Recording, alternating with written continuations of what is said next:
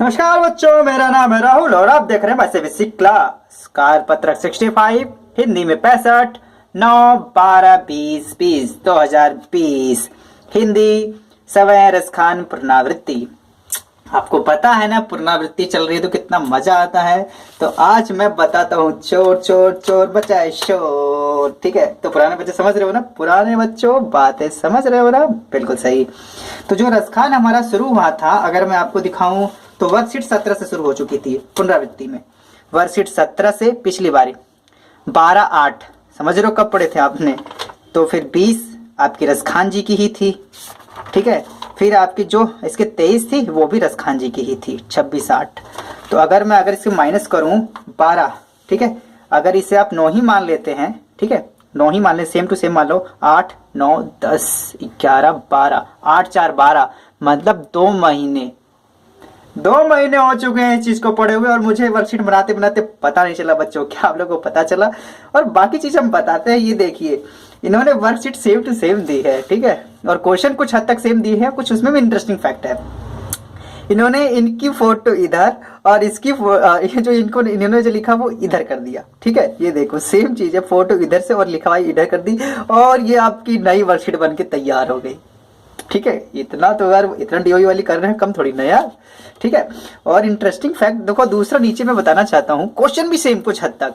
इन्होंने लग रहा है यार बच्चे यार पकड़ रहे हैं ऐसी ऐसी बात, तो क्या करें। अब देखो यहाँ पे इन्होंने क्वेश्चन नंबर लिखा नहीं था, हमने 1, 2, 3 लिखा था, अगर आपको ध्यान हो। 1, 2, 3 3 क्वेश्चन थे, अब इन्होंने 4 क्वेश्चन कर दिए। लो, वर्कशीट नहीं बन गई। 1, 2, 3, 4। लेकिन मजा तो तब आया कि क्वेश्चन भी आगे पीछे कर दिए। देखिए, ध्यान से देखिएगा, क्वेश्चन भी आगे पीछे कर रखे हैं। ब्रजभूमि के प्रति, ठीक है, ब्रजभूमि के प्रति क्वेश्चन नंबर फर्स्ट वहीं पे है। सेकंड इसका ध्यान दूं, इस समय को पढ़कर आपको निम्नलिखित शब्दों का अर्थ समझाना है। तो यहाँ पे देखो ये चीजें यहाँ पे आ गई, इस समय को पढ़कर निम्नलिखित शब्दों के अर्थ समझाने हैं। तो सेम है यहाँ पे 1, 2, 3, 4, 5, 6, वहीं पे वही है 1, 2, 3, 4, 5, 6, 7, 8, उधर भी 8, इधर भी 8 है। धेनु कदम्ब, धेनु कदम्ब। ठीक है, तो काफी इंटरेस्टिंग है। ठीक है, मतलब इन्होंने क्वेश्चन आगे फर्स्ट फिर लास्ट में दे दिया। फिर यहाँ अगला है, प्रस्तुत समय रसखान की ब्रजभूमि को अपने प्रेम अभिव्यक्ति किया है, इस प्रकार से आप भी अपनी मातृभूमि के प्रति अपने विचारों को लिखिए। तो ये वाला देखो इन्होंने कहाँ कर दिया, ये रहा। ठीक है, तो तीसरे को दूसरा बना दिया और यहाँ पे तीसरा जो ये था ये थोड़ा सा बस नया कर दिया आप लोगों के लिए। ठीक है, तो इनको लगेगा पता नहीं चलेगा, लेकिन आप माई सीबीएसई क्लास से पढ़ रहे हो बच्चों, तो आपको तो मजा ही होगा। पुराने बच्चों को मुझे पता, उनको तो समझ में आ रहा होगा ना। पुराने बच्चों में आपको क्या कहना चाहता हूँ, तो कमेंट करके बताइएगा क्या फील कर रहे हो आप टीओई के बारे में। ठीक है, तो बाकी चलिए पढ़ना शुरू करते हैं। और जिसको ये वर्कशीट मतलब कि जो ये अगर आप ये वाली समझ में ना आए तो आप वो वाली वर्कशीट भी देख लेना। ठीक है, वर्कशीट नंबर 17 मैंने उसमें और अच्छे से एक्सप्लेनेशन की है, कोशिश करूंगा मैं इसमें भी करा दूंगा आपका। ठीक है, कोई दिक्कत नहीं आएगी। बस इसमें देखो इन्होंने बड़ा बड़ा लिखा था, इसमें छोटा छोटा लिखा है, इसमें बड़ा बड़ा और छोटा छोटा। और अब की बार भी जो मेरे जो पिछले साल के जो पिछले साल कह रहा हूँ, मुझे पिछली बार के प्रश्न थे उत्तर उसमें बड़े बड़े लिखे थे, अब की बार फिर मैंने हुई छोटे छोटे करके लिखे हैं। तो मेरी राइटिंग भी कॉपी कर रहे हैं क्या? चलो चलो कोई बात नहीं, देखो मेरा जो हो गया सो हो गया, हम इसे पढ़ना शुरू करते हैं। ठीक है, जिसे पढ़ना होगा वर्कशीट नंबर 17 देख लेना बच्चों, क्योंकि मैं शुरू में से जब मैं इसे पढ़ाते हुए आ रहा था, मैंने शुरू में ही 9th क्लास फोकस की है और काफी अच्छे से मैंने उसमें एक्सप्लेनेशन की थी। ठीक है, तो मतलब हड़बड़ी में नहीं की थी मैंने। ठीक है, 9th क्लास शुरू से पढ़ा रहा हूँ, तो आप अच्छे से उसे देखिएगा। और देखिएगा मैंने जो 3 महीने पहले 4 महीने पहले किस प्रकार से मैंने इस चीज को एक्सप्लेनेशन किया था। कुछ नए बच्चे होंगे वो उन्हें जरूर रिकमेंडेशन करूंगा, देखना कि मैंने पहले कैसे पढ़ाया। चलो फिर भी पढ़ लेते हैं। रसखान जी का जो जन्म सन 1548 में हुआ, ऐसा माना जाता है कि उनका मूल नाम सैयद इब्राहिम था, जैसे कि आप लोगों को पहले भी पता था, और वे दिल्ली के आसपास के रहने वाले थे। कृष्ण भक्ति ने उन्हें ऐसा मुग्ध किया कि गोस्वामी विठलनाथ की से दीक्षा ली। ठीक है, उसके बाद ब्रज में जा बसे। सन 1628 के लगभग उनकी मृत्यु हुई। प्रस्तुत समय में रसखान जी ने कृष्ण और कृष्ण भूमि, याद रखना दोनों से प्रेम किया था, कृष्ण और कृष्ण भूमि के प्रति अपना समर्पण भाव व्यक्त किया है। तो चलिए इनके एक बार इस चीज को पढ़ लेते हैं, फिर आगे पढ़ते हैं। मानुष हो तो वही रसखानी, बसो ब्रज गोकुल गांव के ग्वारन। जो पशु हो तो कहाँ बस, मेरो चरो नित नंद की धेनु मझारन। पाहन हो तो वही गिरी को जो कियो हरिछत्र पुरंदर धारण। जो खग हो तो बसेरो करो मिली कालिंदी कुल कदम की डारन। ठीक है, तो इसे एक्सप्लेनेशन नीचे दे रखी है, इसे अच्छे से एक बार पढ़ लेते हैं।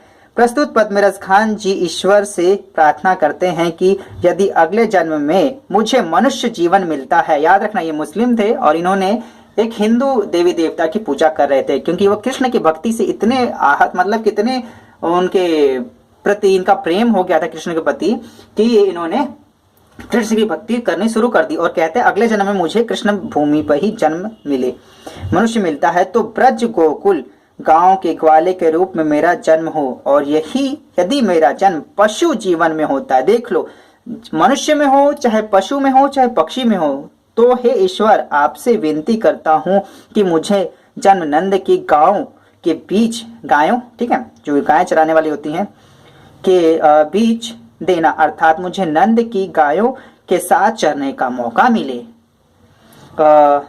सके। इन्होंने जिन्होंने श्री कृष्ण चराया था, मतलब श्री कृष्ण ने जिन्होंने चराया था उसी घर में वहां पे इनको मौका मिल सके उनके साथ चरने का।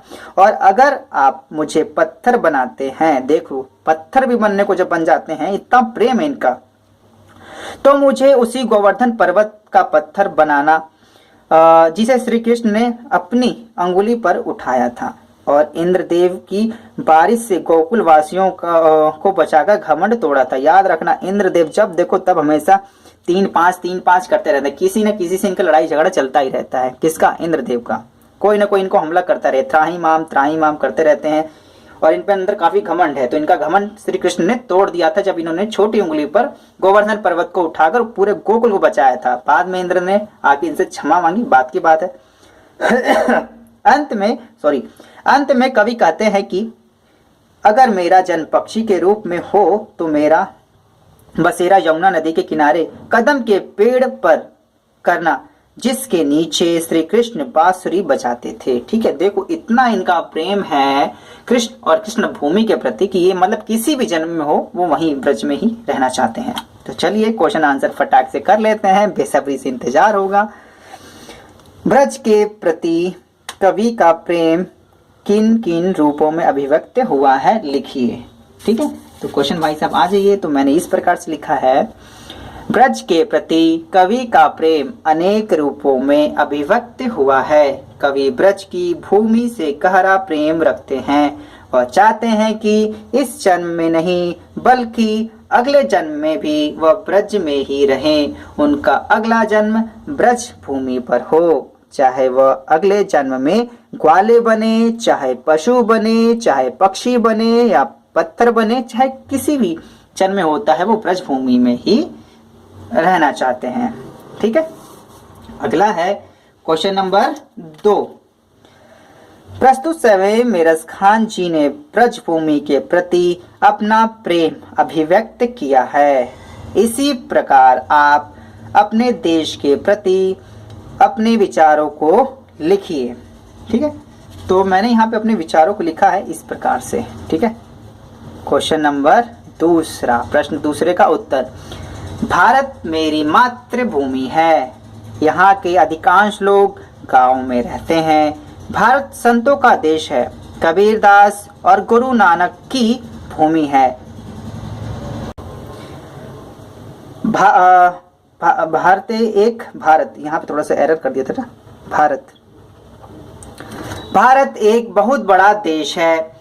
इसके उत्तर में हिमालय है, दक्षिण में हिंद महासागर है। यहाँ रेगिस्तान से, ठीक है, याद रखना यहाँ पे बहुत ही, पता है भारत अपने आप में एक देश कह रहा हूँ, विश्व है, पूरा विश्व अपने आप में। यहाँ रेगिस्तान से लेकर वर्षा वन भी पाए जाते हैं। और आपको पता होगा एसएसटी में सबसे ज्यादा जो विश्व की सबसे अत्यधिक वर्षा होती है वो भारत में होती है, मेघालय में। आप कमेंट करके बता सकते हैं मेघालय में कहाँ पे, वो भी किसी भगवान के नाम के ऊपर ही है। ठीक है, यहाँ रेगिस्तान से लेकर वर्षा वन भी पाए जाते हैं। भारत अपने आप में कई देश है, बिल्कुल ये मैंने चीज लिख भी थी। भारत विविधता में एकता का उदाहरण है। ठीक है, और आगे क्या है, मैं अपने मातृभूमि के प्रति था ना, क्या लगना है। इसी मातृभूमि ने विश्व को 0 और दशमलव दिया था। दशमलव ना देता भारत तो चांद की और पृथ्वी और चांद के बीच की दूरी का अंदाजा लगाना मुश्किल था। वो गाना तो सुना ही होगा आप लोगों ने, बहुत ही अच्छा लगता है वो। और हमने 0 दिया और लोग हमें कैसा कैसा सोचते हैं, समझ रहे हो। आज हमने 104 सैटेलाइट भेज के भी उनकी आंखें खोल दी। चलो आगे है। नेक्स्ट मैंने ये चीज लिखी, भारत विश्व गुरु था, भारत विश्व गुरु है, भारत विश्व गुरु रहेगा। ठीक है, in future we are working on it. ठीक है, बहुत सारा काम कर रहे हैं, भारत ऐसा ही काम करेगा, आगे जाके देख लेना। ठीक है, क्वेश्चन नंबर 3, जिस पंक्ति में कबीरस खान जी का नाम आया उस पंक्ति को लिखिए। वैसे पहले ही पंक्ति में आया है आपका, ठीक है, आप दोनों पंक्ति लिख सकते हैं, मैंने एक ही पंक्ति लिखी। अगर आपके पास पहुंची तो दोनों पंक्ति लिख दीजिएगा। क्वेश्चन नंबर 3, मानस हो तो वही रसखानी, बसो ब्रज गोकुल गांव के ग्वारन। ठीक है, यहाँ पे एक लाइन हो जाती है। अगर आपको अगले लाइन लिखने तो जो पशु हो तो कहा बस मेरो चरो, नित नंद की धेनु मंझारन। ठीक है, तो इस प्रकार से और भी लाके लिख सकते हैं। ये तीसरा हो गया। अब चौथा मोस्ट इंपॉर्टेंट है। अगर इसका अर्थ नहीं समझ में आएगा तो आप किसी का भी मतलब उसका अर्थ नहीं निकाल सकते, इनका मतलब आपको पता होना चाहिए।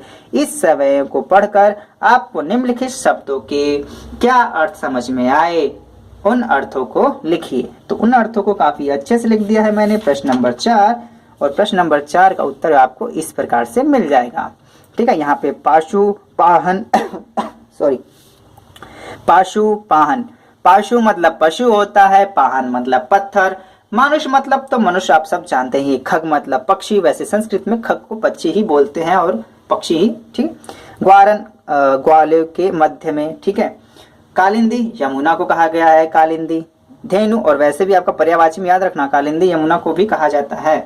धेनु गाय, काम धेनु गाय तो सुना होगा आपने, जो मांगो वो मिलता है, तो धेनु यहाँ पे गाय से कहा गया है। कदम, कदम एक फल का पेड़ है। ठीक है, अब जो पुरानी मेरी अगर वर्कशीट देखोगे उसमें तो मैंने साथ के साथ कुछ चीजें भी इंटरेस्टिंग फैक्ट उसमें जोड़ रखे हैं, कुछ फोटो लगाए रखी हैं। ठीक है, काफी मेहनत करता था मैं पहले वाली वर्कशीट में, ताकि आप लोगों को पढ़ाई में मन लगे। जब आप लोगों का मन लग गया तो फिर डायरेक्टली मैं इस प्रकार से पढ़ाने लग गया। तो माय सीबीएसई क्लास के इस वीडियो को देखने के लिए धन्यवाद। वीडियो कैसी लगी अपने प्यारे प्यारे कमेंट करके बताइएगा। आपके प्यारे कमेंट का मुझे बहुत सब्री से इंतजार रहेगा। माय सीबीएसई क्लास की वीडियो को देखने के लिए धन्यवाद। जय हिंद, जय भारत।